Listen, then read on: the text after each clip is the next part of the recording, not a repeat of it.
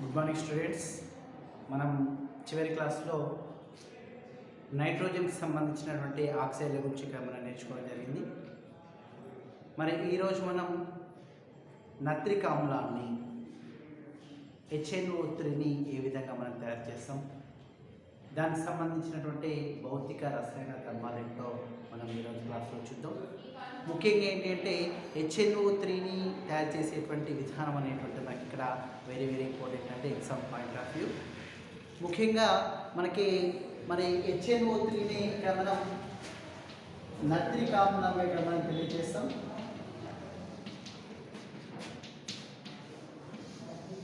ఏంటండి ఇక్కడ మనకి HNO3 తయారు. మరి ఈ HNO3ని మనం ఏ విధంగా తయారు చేయడం జరుగుతుంది అంటే ముఖ్యంగా ఇక్కడ NaNO3 అంటే సోడియం నైట్రేట్ అని చెప్తాం. అదేవిధంగా లేక KNO3 పొటాషియం నైట్రేట్ అంటే సోడియం నైట్రేట్ లేక పొటాషియం నైట్రేట్ మనం తీసుకొని దీనికి మనం ఇక్కడ కలపాల్సినటువంటి కాంపౌండ్ ఏంటి అంటే H2SO4ని మనం కలపాలి. ఈ H2SO4ని కనుక ఇక్కడ మనం కలిపి చర్య జరిగితే ఈ చర్యలో ఇక్కడ మనకి ఏర్పడేటువంటి కాంపౌండ్ ఏంటి అంటే చూడండి ఇక్కడ NaHSO4 ఏర్పడుతుంది. అంటే NaHSO4 అంటే ఇక్కడ మనకి సోడియం హైడ్రోజన్ సల్ఫేట్ అనేటువంటి ఓకే, లేక దీన్ని మనం సోడియం బైసల్ఫేట్గా ఇక్కడ మనం తెలియజేస్తాం.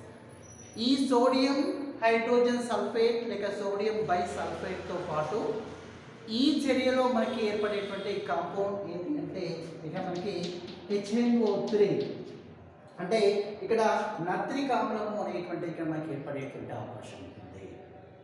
ఓకే, ఈ విధంగా సోడియం నైట్రేట్ను తీసుకొని సల్ఫ్యూరిక్ ఆమ్లం H2SO4ను కలిపి మనం చర్య జరిపితే సోడియం బైసల్ఫేట్ లేక సోడియం హైడ్రోజన్ సల్ఫేట్తో పాటు మనకి ఇక్కడ HNO3 నత్రిక ఆమ్లం అనేటువంటిది మనకి ఈ చర్యలో ఏర్పడుతుంది అనే విషయం చెప్తాం. ఇంకా చాలా రకాలుగా ఇక్కడ మనం సేమ్ యాసిడ్స్గా మనకి ఈ NaNO3 ప్లేస్లో సపోజ్ KNO3ని కనుక మనం తీసుకొని దీనికి H2SO4ను కలిపి చర్య జరిపితే ఇక్కడ KHSO4 అంటే పొటాషియం బై సల్ఫేట్తో పాటు పొటాషియం హైడ్రోజన్ సల్ఫేట్తో పాటు యాసిడ్స్ ఇక్కడ మనకి ఏర్పడుతుందండి HNO3 నత్రిక ఆమ్లము అనేటువంటిది ఇక్కడ మనకి ఏర్పడేటువంటి అవకాశం ఉంటుంది.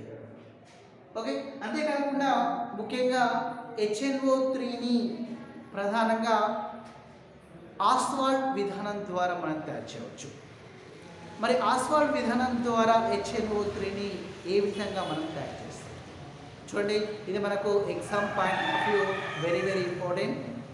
ఆస్వాల్ట్ విధానం ద్వారా HNO3ని తయారు చేసేటువంటి విధానాన్ని రాయండి అనేటువంటిది మనకి చాలాసార్లు ఎగ్జామ్లో అడగడం జరిగింది.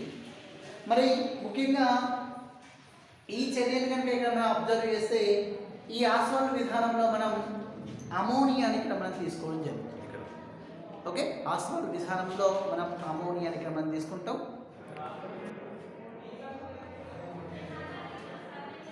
చూడండి ఇక్కడ మనం ఆస్వాల్ట్ విధానం ద్వారా మనం HNO3ని ఇక్కడ మనం తయారు చేయవచ్చు.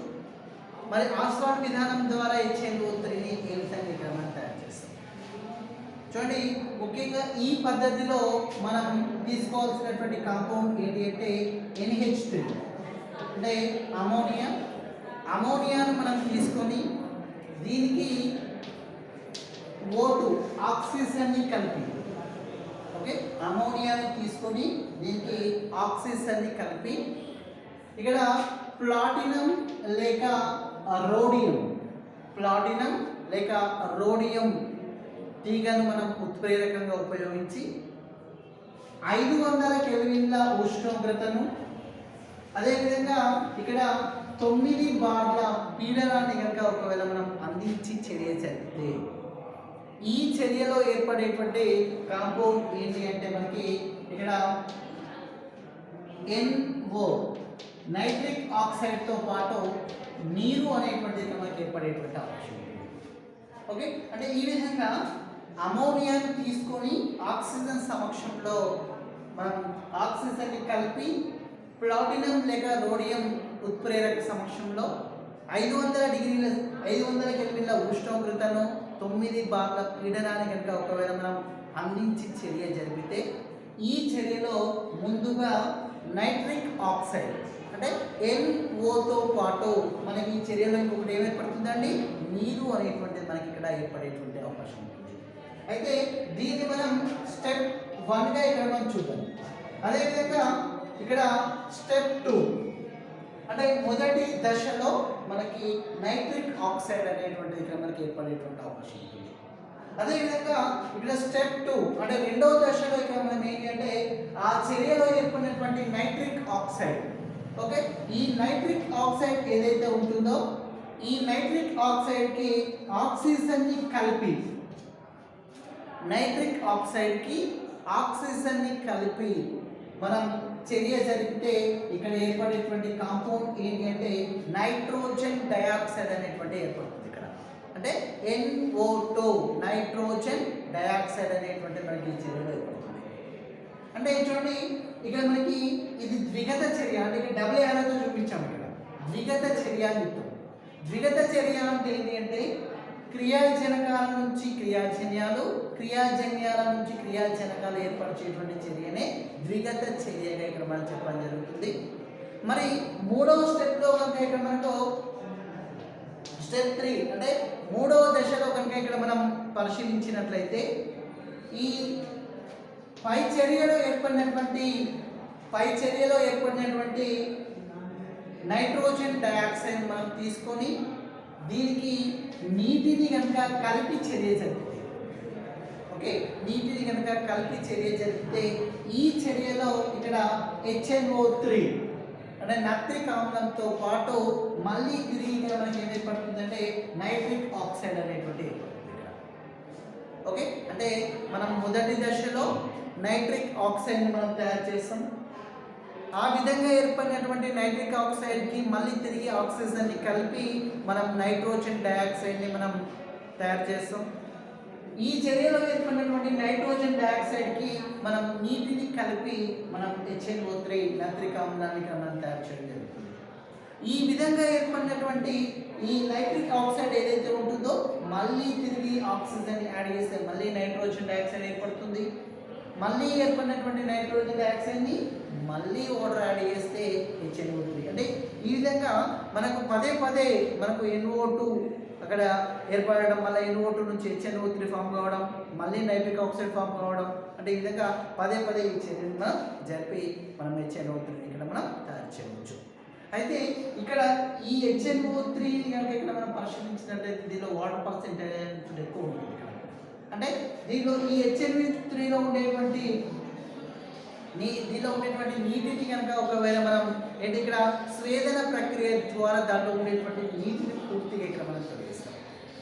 ఈ విధంగా స్వేదన ప్రక్రియ ద్వారా దాంట్లో ఉండేటువంటి నీటిని పూర్తిగా తొలగించిన తర్వాత మనకి 68% HNO3 అనేటువంటి ఏర్పడుతుంది ఇక్కడ.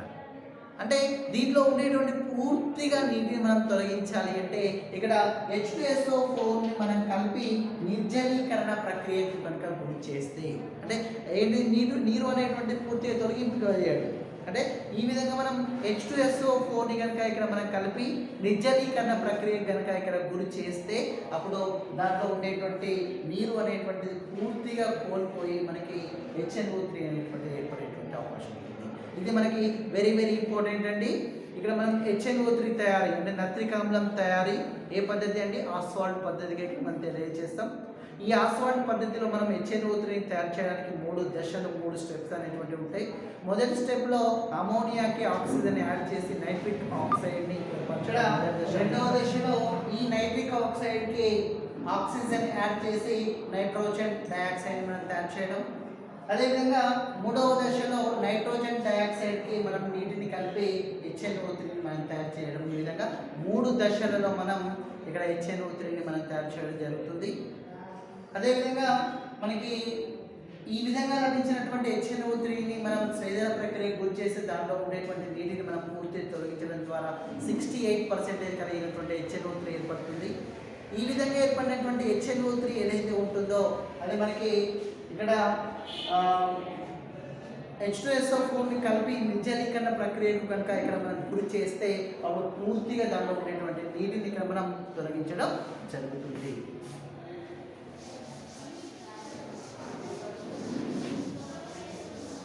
చూడండి ఇక్కడ మన HNO3ని కనుక ఇక్కడ మనం పరిశీలించినట్లయితే ఈ HNO3 అనేటువంటిది ఇక్కడ ఎటువంటి రంగు లేనటువంటి ద్రవ పదార్థం ఇక్కడ మనం తెలియజేస్తాం. ఓకే, నైట్రిక్ ఆమ్లానికి ఎటువంటి రంగు అనేటువంటి ఉండదు, అంతేకాకుండా ద్రవ పదార్థంగా ఇక్కడ మనం చెప్పడం జరుగుతుంది. అదేవిధంగా మరి HNO3కి సంబంధించినటువంటి రసాయన ధర్మాలు కనుక ఇక్కడ మనం పరిశీలిస్తే HNO3 చాలా రకాల పదార్థాలతో చర్య జరిపేటువంటి తత్వం కలిగి ఉంటుందండి. అంటే ముఖ్యంగా లోహాలతో కానీ అదేవిధంగా అలోహాలతో కానీ ఈ విధంగా చాలా రకాల పదార్థాలతో చర్య జరిపేటువంటి తత్వం దేని కలిగి ఉంటుందండి. చూడండి ఇక్కడ HNO3కి సంబంధించినటువంటి దానికి కలిగి ఉంటుంది అనేటువంటి విషయం రసాయన ధర్మం.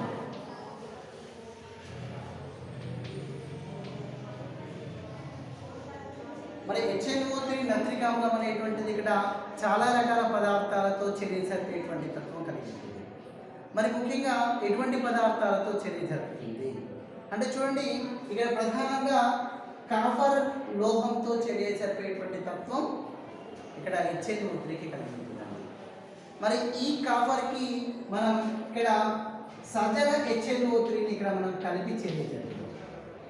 ఓకే, కాపర్కి మనం సజల HNO3ని కనుక కలిపి చర్య జరిగితే ఈ చర్యలో మనకి ఏర్పడేటువంటి కాంపౌండ్ ఏంటంటే CuNO3 టేకెన్ ట్వైస్. అంటే కాపర్ నైట్రేట్తో పాటు ఈ చర్యలో మనకి ఏర్పడేటువంటి కాంపౌండ్ ఏంటంటే ఇక్కడ NO. అంటే NO అంటే ఏంటంటే నైట్రిక్ ఆక్సైడ్ అనేటువంటి ఏర్పడుతుంది. ఈ నైట్రిక్ ఆక్సైడ్తో పాటు మనకి ఇక్కడ ఏర్పడేటువంటి కాంపౌండ్ ఏంటి అంటే ఇక్కడ నీరు అనేటువంటిది కూడా ఇక్కడ మనకి ఈ చర్యలో ఏర్పడేటువంటి అవకాశం ఉంటుందండి. అంటే ఈ విధంగా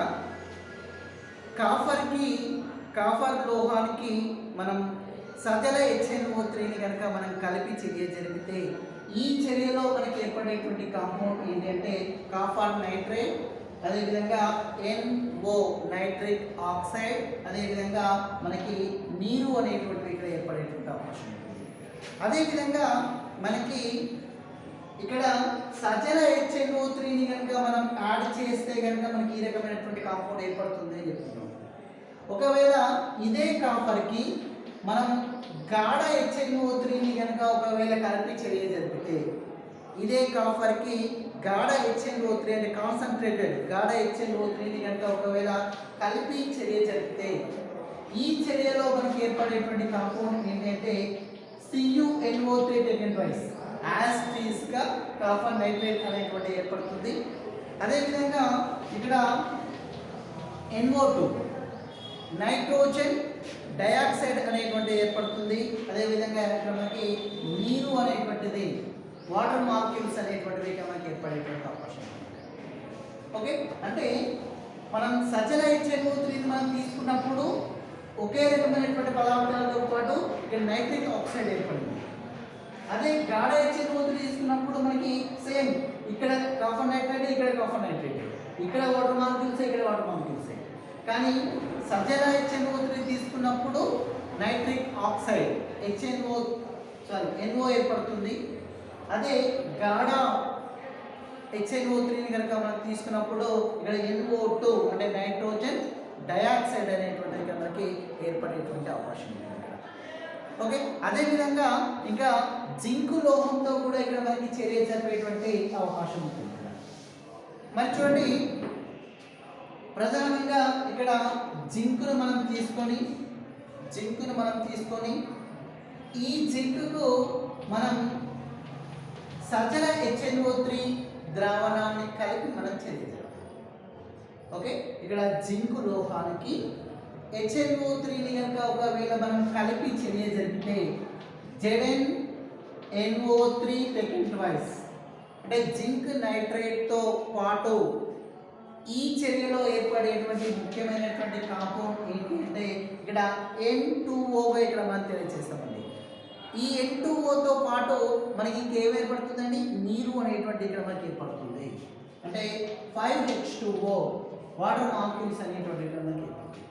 అంటే ఈ విధంగా జింకు లోహానికి సజల HNO3 ద్రావణాన్ని కలిపి మనం చర్య జరిపితే జింక్ నైట్రేట్తో పాటు ఒకటి N2O అంటే ఏంటంటే నైట్రస్ ఆక్సైడ్, అంటే నవ్వు పుట్టించేటువంటి వాయువు అంటాం అనేటువంటి విషయం మనకు తెలుసు. ఈ నైట్రస్ ఆక్సైడ్తో పాటు నీరు అనేటువంటి మనకి ఈ చర్యలో ఏర్పడేటువంటి అవకాశం ఉంటుంది. అదేవిధంగా ఇదే జింకుకు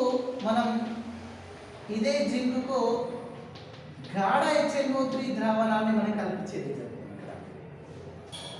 మరి గాఢ HNO3 ద్రావణాన్ని కనుక ఒకవేళ మనం కలిపి చర్య జరిపితే ఈ చర్యలో ఏర్పడేటువంటి కాంపౌండ్ ఏంటి అంటే ఇక్కడ ZnNO3 taken twice జింక్ నైట్రేట్తో పాటు ఇక మనకి N2O ఏర్పడింది కదా, ఇక మనకి ఒకే రకమైనటువంటి కాంపౌండ్స్తో పాటు ఈ చర్యలో N2O అదేవిధంగా ఇక్కడ NO2 నైట్రోజన్ డయాక్సైడ్ అనేటువంటి ఏర్పడుతుంది. దాంతో పాటు ఇక్కడ నీరు అనేటువంటి ఇక్కడ మనకి ఏర్పడేటువంటి అవకాశం ఉంటుంది. అంటే ఈ విధంగా మనకి సజల HNO3 మనం తీసుకున్నప్పుడు N2O నైట్రస్ ఆక్సైడ్ అనేటువంటి ఏర్పడుతుంది. అదేవిధంగా ఒకవేళ గాఢ HNO3 కనుక మనం తీసుకుని జరిపినప్పుడు NO2 అంటే నైట్రోజన్ డయాక్సైడ్ అనేటువంటి ఇక్కడ మనకి ఏర్పడేటువంటి అవకాశం ఉంటుంది. అంటే ఈ విధంగా మనకి ఇక్కడ కాఫర్తో కానీ జింక్తో కానీ చర్య జరిపినప్పుడు ఈ విధంగా మనకు ఏర్పడేటువంటి అవకాశం ఉంటుంది. అదేవిధంగా చూడండి ఇంకా చాలా రకాలైనటువంటి కాంపౌండ్స్తో ఇక్కడ మనకి చర్య జరిపేటువంటి తత్వం కలిగి ఉంటుంది. ఒకవేళ అయోడిన్తో కనుక HNO3 చర్య జరిపితే అయోడిన్తో కనుక HNO3 నత్రిక ఆమ్లం కనుక ఒకవేళ చర్య జరిపితే ఈ చర్యలో HiO3 అంటే అయోడిక్ ఆమ్లము అని చెప్తామండి. HiO3 అయోడిక్ ఆమ్లం అనేటువంటి ఏర్పడుతుంది.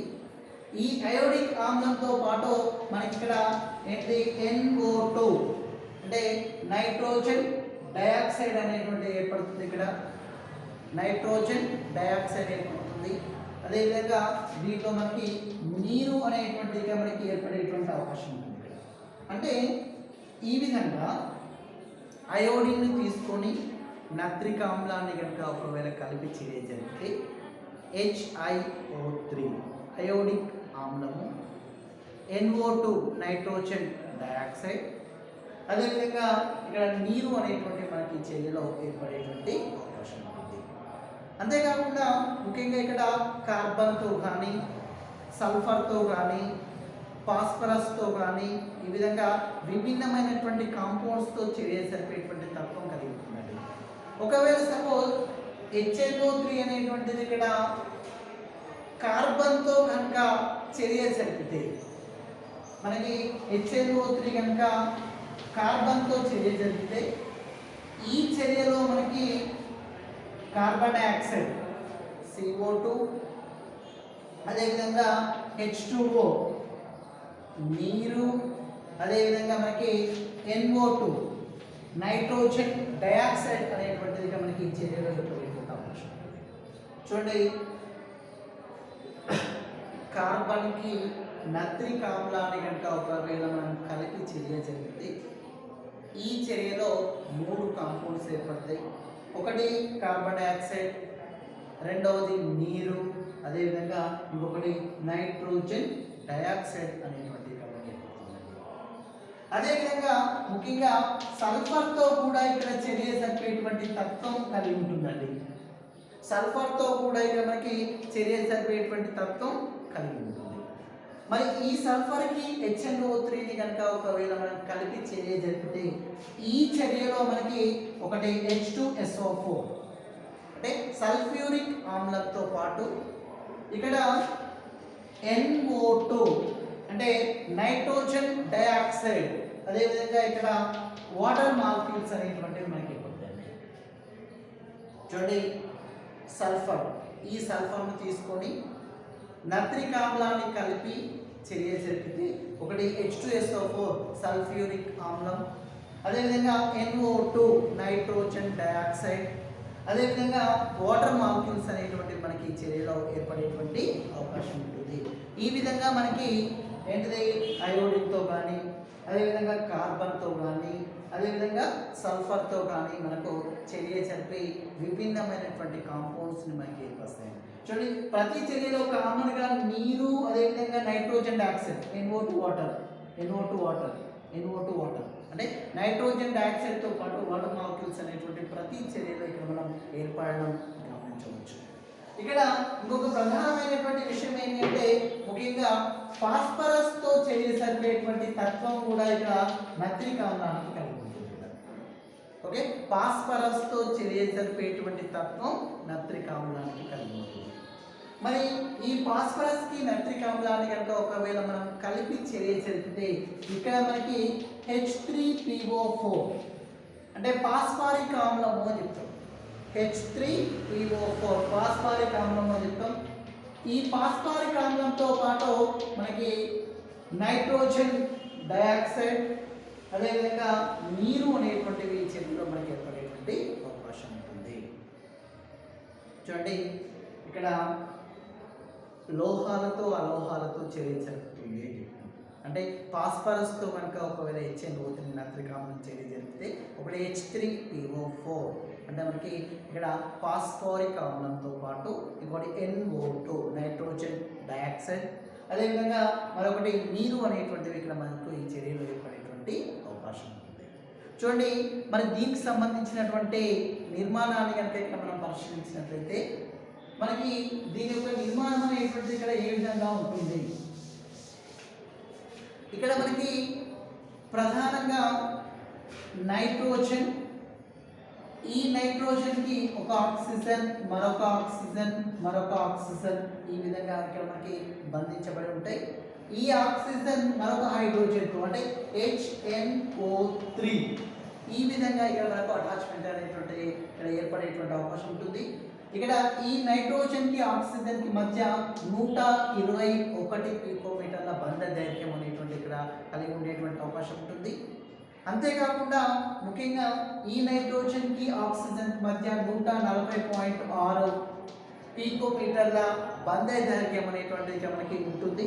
అంతేకాకుండా ఈ బంధ కోణం 102 డిగ్రీలు అనేటువంటి ఇక్కడ కలిగి ఉంటుంది.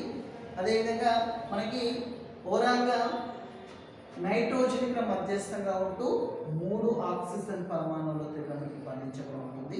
ఈ ఆక్సిజన్ పరమాణువు ఒక హైడ్రోజన్ ఇక్కడ మనకి అటాచ్మెంట్ అనేటువంటి ఏర్పడుతుంది. నైట్రోజన్కి ఆక్సిజన్కి మధ్య 121 పికోమీటర్ల మధ్య దైర్ఘ్యం, అదేవిధంగా నైట్రోజన్కి ఆక్సిజన్కి మధ్య 140.6 పికోమీటర్ల మధ్య దైర్ఘ్యం అనేటువంటిది. అంతేకాకుండా కోణం అనేటువంటిది ఇక్కడ హైడ్రోజన్కి ఆక్సిజన్కి నైట్రోజన్కి మధ్య కోణం 102 డిగ్రీలు ఇక్కడ మనకి కలిగి ఉండేటువంటి అవకాశం. మరి ఇక్కడ HNO3కి సంబంధించినటువంటి రసాయన ధర్మాలను కనుక ఇక్కడ మనం రసాయన ధర్మాలు అదేవిధంగా మనం నిర్మాణాన్ని ఇక్కడ మనం చూసాం. అదేవిధంగా మరి HNO3 అనేటువంటి మనకి ఏ విధంగా మనకు ఉపయోగపడుతుంది చూడండి. HNO3ని మనం ఇక్కడ ల్యాబ్లలో మంచి ద్రావణికి ఇక్కడ మనం ఉపయోగిస్తాం. అంతేకాకుండా ఈ HNO3 ప్రధానంగా ఫెర్టిలైజర్స్ అంటే ఎరువుల తయారీలో ఉపయోగపడుతుందండి.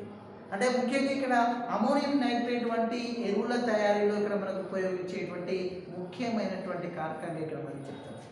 అంతేకాకుండా ఇక్కడ ప్రధానంగా మనకి నైట్రోగ్లిసరిన్ కానీ లేక ట్రైనైట్రోటోలిన్ కానీ నైట్రోగ్లిసరిన్ కానీ లేక ట్రైనైట్రోటోలిన్ కానీ ఇటువంటి పదార్థాలను మనం తయారు చేయడానికి ప్రధానంగా ఇక్కడ HNO3 అనేటువంటిది ఉపయోగపడుతుంది అనేటువంటి విషయాన్ని మనం చెప్తాం. ఓకే, తర్వాతి క్లాసులో మనం ఫాస్ఫరస్ సంబంధించినటువంటి మరికొన్ని విషయాలను మనం చూద్దాం. ఓకే.